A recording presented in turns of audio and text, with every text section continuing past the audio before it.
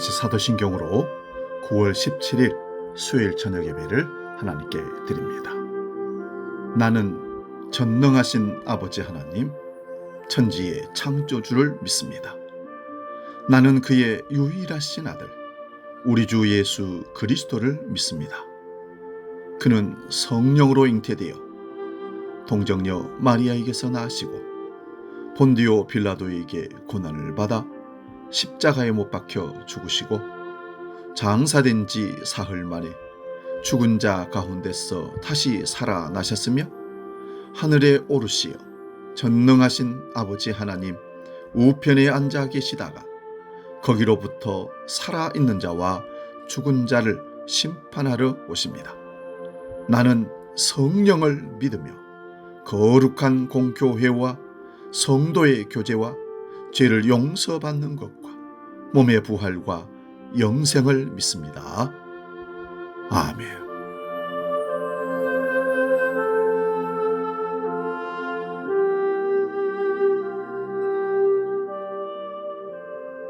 찬송가 309장 목마른 내 영혼 함께 찬송합니다.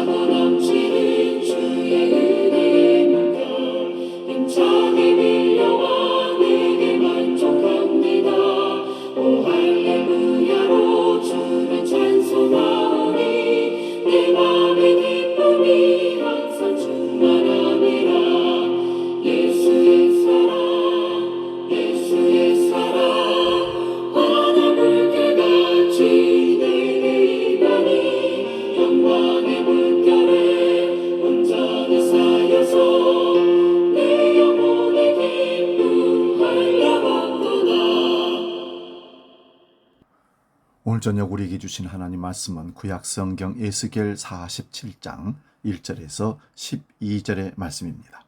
구약성경 1227면에 있습니다. 에스겔 47장 1절에서 12절 봉독할 때 살아계신 하나님의 음성을 들을 수 있기 바랍니다. 봉독합니다. 그가 나를 데리고 성전문에 이르시니 성전의 앞면이 동쪽을 향하였는데 그 문지방 밑에서 물이 나와 동쪽으로 흐르다가 성전 오른쪽 제단 남쪽으로 흘러내리더라. 그가 또 나를 데리고 북문으로 나아가서 바깥길로 꺾여 동쪽을 향한 바깥문에 이르시기로 본즉 물이 그 오른쪽에 스며 나오더라. 그 사람이 손에 줄을 잡고 동쪽으로 나아가며 천척을 측량한 후에 내게 그 물을 건너게 하시니 물이 발목에 오르더니 다시 천척을 측량하고 내게 물을 건너게 하시니 물이 무릎에 오르고 다시 천척을 측량하고 내게 물을 건너게 하시니 물이 허리에 오르고 다시 천척을 측량하시니 물이 내가 건너지 못할 강이 된지라. 그 물이 가득하여 헤엄칠 만한 물이요 사람이 능히 건너지 못할 강이더라. 12절만 보겠습니다. 강 좌우가에는 각종 먹을 과실나무가 자라서 그 잎이 시들지 아니하며 열매가 끊이지 아니하고 달마다 새 열매를 맺으리니 그 물이 성소를 통하여 나옴이라. 그 열매는 먹을 만하고 그 잎사귀는 약재료가 되리라. 아멘. 봉독한 말씀으로 에스겔 강의 64번째 생명수, 이런 제목으로 말씀 참고하면서 은혜를 나눕니다. 생명수입니다. 지난주에 살펴본 예레미야 2장 13절의 말씀을 다시 한번 봅니다. 내 백성이 두 가지 악을 행하였나니 곧 그들이 생수에 근원되는 나를 버린 것과 스스로 웅덩이를 판 것인데 그것은 그 물을 가두지 못할 터진 웅덩이들이니라. 하나님께서 내 백성이라고 하는 이스라엘이 향한 두 가지 악은 생수의 근원 대신 하나님을 버린 것과 스스로 웅덩이를 판 것입니다. 그러나 그 웅덩이는 물을 가두지 못한 터진 웅덩이라고 말씀합니다. 그러므로 에덴 동산에서 쫓겨난 아담 후손들이 어떻게 스스로 자구책을 마련하면서 살아가는지 구약 성경은 이스라엘 역사를 통하여서 우리에게 보여줍니다. 하나님의 택함을 받지 않은 나라들은 자신들이 웅덩이를 파면서 사는 것이 당연합니다. 그러나 이스라엘은 하나님의 백성으로 택함을 받았기에 이방 나라들처럼 자신이 자신을 살리는 방식으로 살아가면 안 됩니다. 이것이 악이기에 여호와 하나님을 의지하여야 합니다. 그런데 보이지 않는 하나님을 의지하기보다는 눈에 보이는 세상의 힘을 의지하였습니다. 그리하여 그들이 이방의 강대국을 의지한 결과 그들이 구원하여 주는 것이 아니라 오히려 그들이 이스라엘을 집어 삼켜버린 것입니다.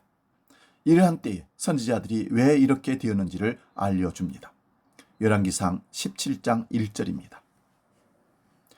길르앗에 우구하는 자 중에 디셉 사람 엘리야가 아합에게 말하되 내가 섬기는 이스라엘 하나님 여호와께서 살아계심을 두고 맹세하노니 내 말이 없으면 수년 동안 비도 이슬도 있지 아니하리라 하니라. 북이스라엘의 아합 왕에게 엘리야 선지자가 말씀합니다. 내 말이 없으면 수년 동안 비도 이슬도 없을 것이라고 합니다. 여기서 내는 하나님입니다. 북이스라엘이 온갖 우상 숭배로 가득한 나라가 되었습니다. 하나님을 거역하면 하늘이 비를 내리지 않는다고 한 율법의 말씀을 따라 엘리야 선지자가 여호와의 이름으로 선포한 것입니다. 그리고 3년 6개월 동안 비가 오지 않았습니다. 다시 비가 오기까지는 바알과 아스라를 섬기는 제사장들을 갈멜산 기도 응답으로 그들을 죽이고 난 후에 엘리야가 기도하여 비가 내리게 됩니다. 그러므로 이스라엘 땅은 비와 이슬도 하나님께서 주시는 은혜임을 알아야 됩니다. 그런데도 우상을 섬긴 것입니다. 그러면 다시 비가 없게 됩니다. 예레미야 14장 1절에서 6절입니다. 가뭄에 대하여 예레미야에게 임한 여호와의 말씀이라. 유다가 슬퍼하며 성문의 무리가 피곤하여 땅 위에서 애통하니 예루살렘의 부르짖음이 위로 오르도다. 귀인들은 자기 사환들을 보내어 물을 얻으려 하였으나 그들이 우물에 갔어도 물을 얻지 못하여 빈 그릇으로 돌아오니 부끄럽고 근심하여 그들의 머리를 가리며 땅에 비가 없어 지면이 갈라지니 밭가하는 자가 부끄러워서 그의 머리를 가리는도다. 들의 암사슴은 새끼를 낳아도 풀이 없으므로 내버리며 들 나귀들은 벗은 산 위에 서서 승냥이 같이 헐떡이며 풀이 없으므로 눈이 흐려지는도다. 가뭄으로 인하여 짐승이 새끼를 낳아도 풀이 없어서 버리게 되는 것입니다. 이렇게 된 것은 이스라엘 백성들의 죄로 인한 것이기에 예레미야 선지자는 기도합니다. 예레미야 14장 7절에서 22절을 보면 우리의 죄악이 우리에게 대하여 증언할지라도 주는 주의 이름을 위하여 일하여 달라고 기도합니다. 예레미야 선지자는 가뭄으로 인하여 죄를 회개하는데 거짓 선지자들은 오히려 축복을 하고 있습니다. 금식하고 부르짖고 번제와 소제를 드립니다. 하나님은 그런 것들을 받지 않으시고 칼과 기근과 전염병으로 멸하신다고 말씀하십니다. 그 이유는 거짓 선지자들이 칼과 기근이 이르지 않고 확실한 평강을 줄 것이라고 거짓으로 예언했기 때문입니다. 백성들이 누구의 말을 듣겠습니까? 입만 열면 재앙을 선포하는 예레미야 혼자의 말을 듣겠습니까? 아니면 확실한 평강의 복을 선포하는 많은 거짓 선지자들의 말을 듣겠습니까? 제가 거짓 선지자라고 말했습니다만 성경은 그냥 선지자라고 나옵니다. 이들은 여호와께서 보내지 않으셨는데도 여호와 이름으로 거짓 예언을 한 것입니다. 거짓 계시와 점술과 헛된 것과 자기 마음의 거짓으로 예언을 합니다. 이런 것이 영적인 기갈을 당한 모습입니다. 아모스 8장 11절에서 13절 말씀 봅니다. 주 여호와의 말씀이니라. 보라, 날이 이를지라 내가 기근을 땅에 보내리니 양식이 없어 주림이 아니며 물이 없어 가람이 아니요 여호와의 말씀을 듣지 못한 기갈이라. 사람이 이 바다에서 저 바다까지 북쪽에서 동쪽까지 비틀거리며 여호와의 말씀을 구하려고 돌아다녀도 얻지 못하리니 그날에 아름다운 처녀와 젊은 남자가 다 갈아여 쓰러지리라. 앞에서 본 말씀은 실제로 마시는 물에 대한 말씀들입니다. 그런데 아모스 선지자는 먹을 양식과 마실 물이 없는 기갈이 아니라 여호와의 말씀을 듣지 못하는 기갈이라 합니다. 그러므로 더 심각한 기갈은 하나님의 말씀을 듣지 못한 기갈입니다. 이로 인하여 이스라엘 땅에 마실 물도 없게 된 것입니다. 오늘 우리 시대에는 수도꼭지만 틀면 물이 흘러넘치도록 나옵니다. 물론 이런 수돗물이 좋지 않다고 마시는 물은 다시 돈 주고 사 먹는 시대, 생수를 사 먹는 시대입니다만은 우리의 정말 목마름은 양식이나 마시는 물의 문제가 아니라 생수의 근원이신 하나님의 말씀에 대한 기갈입니다. 이 바다에서 저 바다까지 북쪽에서 동쪽까지 비틀거리며 여호와 하나님의 말씀을 구하려고 돌아다녀도 얻지 못한다고 합니다. 바다란 물이 차고 넘치는 곳입니다. 그런데 그 물은 마실 수가 없습니다. 아랫물을 마시는 것이 아니라 위로부터 오는 생명수를 마셔야 합니다. 스가랴 13장 1절입니다. 그 날에 죄와 더러움을 씻는 샘이 다윗의 족속과 예루살렘 거민을 위하여 열리리라. 여기서 나오는 샘은 마시는 물로 말씀하는 것이 아니라 죄와 더러움을 씻는 샘이 다윗의 족속과 예루살렘 거민을 위하여 열린다고 합니다. 그 날이란 구약에서 계속하여서 예언한 날입니다. 그 한 날에 죄와 더러움을 씻는 샘이 열린다는 것은 오직 예수 그리스도의 보혈의 능력을 말씀합니다. 그러므로 구약에서 예언된 죄와 더러움을 씻는 샘이든지 생명수이든지 간에 다 예수 그리스도를 증거하는 것이 분명합니다. 스가랴 14장 7절 8절도 보겠습니다. 여호와께서 아시는 한 날이 있으니 낮도 아니요 밤도 아니라 어두워 갈 때에 빛이 있으리로다. 그날에 생수가 예루살렘에서 솟아나서 절반은 동해로 절반은 서해로 흐를 것이라. 여름에로 겨울에도 그러하리라. 예루살렘에서 생수가 솟아나서 동해와 서해로 여름에도 겨울에도 흐를 것이라고 말씀합니다. 그러므로 이런 생수의 기능이 목마른 자의 해갈만을 위한 것이 아니라 죄와 더러움을 씻는 생수가 되는 것입니다. 이러한 더러움을 씻는 것에 대하여 에스겔서 36장에서 이미 보았습니다만 한 번 더 확인합니다. 에스겔 36장 24절에서 28절 봅니다. 내가 너희를 여러 나라 가운데에서 인도하여 내고 여러 민족 가운데서 모아 데리고 고국 땅에 들어가서 맑은 물을 너희에게 뿌려서 너희로 정결하게 하되 곧 너희 모든 더러운 곳에서와 모든 우상 숭배에서 너희를 정결하게 할 것이며 또 새 영을 너희 속에 두고 새 마음을 너희에게 주되 너희 육신에서 굳은 마음을 제거하고 부드러운 마음을 줄 것이며 또 내 영을 너희 속에 두어 너희로 내 율례를 행하게 하리니 너희가 내 규례를 지켜 행할지라. 내가 너희 조상들에게 준 땅에서 너희가 거주하면서 내 백성이 되고 나는 너희 하나님이 되리라. 이스라엘 족속이 그 땅을 더럽혔는데 월경 중에 있는 여인의 부정함 같이 더럽혔다고 말씀합니다. 이러한 부정이란 우상 숭배로 가득했다는 것입니다. 그 결과 바빌론의 포로로 잡혀갑니다. 그러나 잡혀간 그곳에서 다시 구원하여 내시는 그 이유는 그들이 더럽힌 하나님의 자기 이름을 위하여 그들을 구원하시는데 맑은 물을 뿌려서 정결하게 하고 모든 더러운 것에서와 우상 섬김에서 깨끗하게 하신다는 겁니다. 이것은 물로 씻는 것이 아니라 새 영을 그 마음에 넣어주시는 것을 말씀합니다. 그러므로 성경에서 물의 기능이란 죄와 더러움을 씻는 것이며 새 영이 부어지는 것을 말씀합니다. 그러므로 에스겔서의 성전에서 나오는 물이란 예수 그리스도의 보혈의 능력이 성령을 통하여 하나님이 자기 백성에게 부어지는 것을 말씀합니다. 요엘서 3장 18절 봅니다. 그날의 산들이 단 포도주를 떨어뜨릴 것이며 작은 산들이 젖을 흘릴 것이며 유다 모든 시내가 물을 흘릴 것이며 여호와의 성전에서 샘이 흘러나와서 시딤 골짜기에 내리라.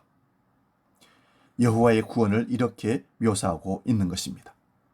유다 모든 시내가 물을 흘릴 것이며 여호와의 성전에서 샘물이 흘러나와서 시딤 골짜기에 대리라 합니다. 시딤 골짜기란 아카시아 골짜기를 말합니다. 땅이 말라서 가시나무만 자라는 그곳에 성전에서 나온 샘물이 흘러갈 것이라고 말씀합니다. 그러면 마른 뼈다귀들이 살아나는 것입니다. 이러한 성전에서 나오는 샘이 오늘 읽은 에스겔 본문에서는 흘러 차고 넘친다 말씀합니다. 처음에 1천척을 측량하니 발목에 잠깁니다. 여기 1천척은 약 500m를 말합니다. 다시 1천척을 측량하니 무릎이 잠기고 다시 1천척을 측량하니 허리에 잠기게 됩니다. 그 다음에 1천척을 측량하니 그 물은 사람이 감당할 수 없는 물이라고 합니다. 새로운 성소에서 흘러나온 이 물이 지금까지 구약에서 찾아본 죄와 더러움을 씻는 샘물이며 이것은 예수 그리스도의 보혈을 능력을 성령을 통하여 자기 백성에게 부어주는 것임을 보여줍니다. 요한복음 4장 13절에서 14절입니다. 예수께서 대답하여 이르시되 이 물을 마시는 자마다 다시 목마르려니와 내가 주는 물을 마시는 자는 영원히 목마르지 아니하리니 내가 주는 물은 그 속에서 영생하도록 솟아나는 샘물이 되리라.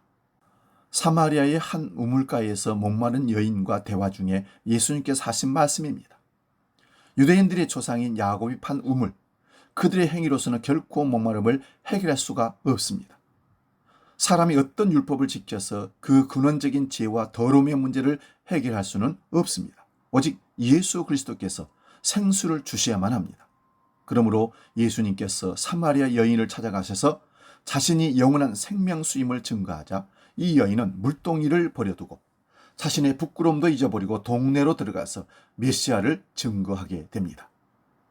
요한복음 7장 37절에서 39절 말씀 봅니다. 명절 끝날 곧 큰 날에 예수께서 서서 외쳐 이르시되 누구든지 목마르거든 내게로 와서 마시라. 나를 믿는 자는 성경의 이름과 같이 그 배에서 생수의 강이 흘러나오리라 하시니 이는 그를 믿는 자들이 받을 성령을 가리켜 말씀하신 것이라. 예수께서 아직 영광을 받지 아니하셨으므로 성령이 아직 그들에게 계시지 아니하시더라. 초막절 행사로 신랑 못에서 물을 기르다가 성전에서 붓는다고 합니다. 그 명절의 큰 날은 곧 명절의 마지막 날입니다. 그날에 예수님께서 이 말씀을 하신 것입니다. 성경에 이미 말한 것처럼 예수를 믿는 자는 그 배에서 생수의 강이 흘러나온다고 합니다. 이 생수가 바로 성령을 의미합니다. 그러므로 에스겔 성전에 그 생명수가 흘러가는 것은 예수 그리스도의 보혈의 공로가 성령을 통하여 흘러가는 것입니다. 그 생명수에 접촉이 되고 그 깊이 속으로 들어가면 생명이 사명을 삼켜버리는 것입니다. 이 물이 흘러가서 온 세상에 이르게 되면 그제야 세상의 끝이 이르게 될 것입니다. 이것은 예루살렘에서 시작된 복음이 세상 끝까지 전파되는 것과 같습니다. 새로운 성전이신 예수 그리스도의 몸에서 나온 그 성령이 사도들에게 임하여 시작된 복음이 예루살렘과 유대와 사마리아와 땅끝까지 증거되고 있습니다. 이제 그 끝이 다 되어갑니다.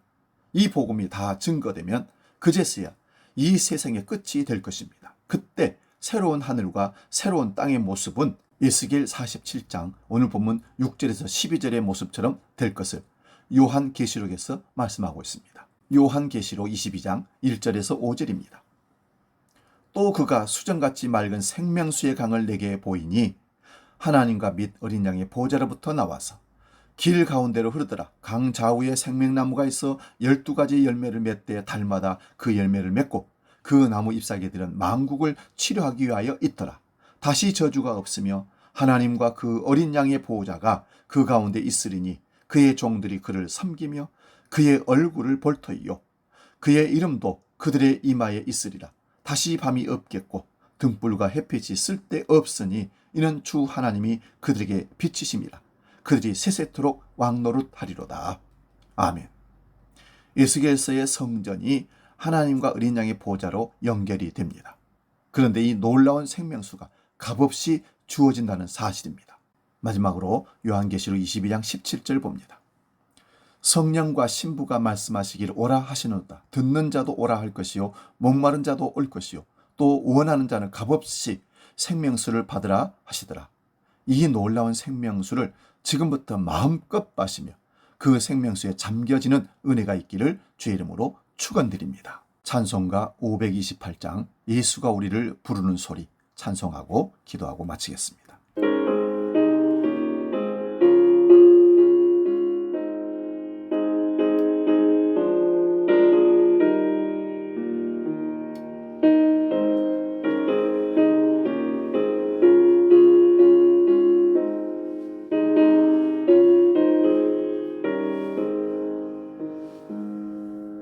예수가 우리를 부르는 소리 그 음성 부드러워 문 앞에 나와서 사면을 보며 우리를 기다리네. 오라 오라 방황치 말고 오라. 죄 있는 자들아 이리로 오라. 주 예수 앞에 오라. 간절히 오라고 부르실 때에 우리는 지체하랴. 주님의 은혜를 왜 아니 받고 못 들은지 하려나. 오라 오라 방황치 말고 오라. 죄 있는 자들아 이리로 오라. 주 예수 앞에 오라. 기도하겠습니다. 살아계신 아버지 하나님, 예수 그리스도를 통한 구속의 은총을 우리에게 베푸시고 생명수를 주셔서 생명 있는 자로 살게 하시니 감사합니다. 성전이신 예수 그리스도를 통하여 흘러나오는 생명수 성령의 충만함이 우리 가운데 넘치게 하시고 그 은혜로 세상을 덮고 그 은혜로 세상에 그리스도 예수의 복음을 전하는 주의 백성들 다 되게 하여 주옵소서. 오늘도 생명수의 물을 먹지 못해 가란 심정으로 세상에 방황하는 영혼들을 주께로 돌리게 하시고 그들 또한 성전을 통하여 나오는 생명수를 마시고 영원히 사는 축복을 누리게 하여 주옵소서. 우리 가족과 이웃들과 지인들, 형제들을 주님 불쌍히 여겨주시고 생명수를 마실 수 있는 은총을 그들에게 허락하여 주옵소서.